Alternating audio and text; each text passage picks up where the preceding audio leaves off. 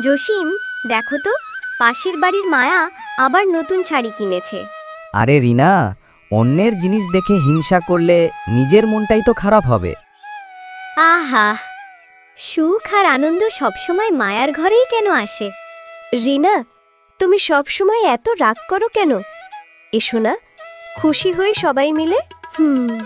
সবাই আনন্দ করছে, আমার ভালো লাগছে না। তুমি অন্যের আনন্দে অংশ না নিলে আমাদের জীবনেও আনন্দ আসবে না রিনা।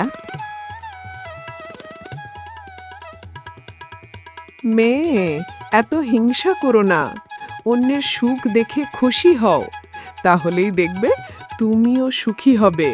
সত্যি খালা, আমি তো সব সময় দুঃখী হয়ে থাকি। হ্যাঁ রে মা, হিংসা হলো আগুন, যার মনে থাকে তাকেই পোড়ায়। এই বলে খালা বোনের থেকে চলে গেল, আর এদিকে রিনা আর জসিমও বাড়ির দিকে রওনা দিল। জসিম, আজ থেকে আমি অন্যের সুখ থেকে কষ্ট পাবো না। এটাই তো চাই রিনা, দেখবে এখন আমাদের জীবনেও শান্তি আসবে।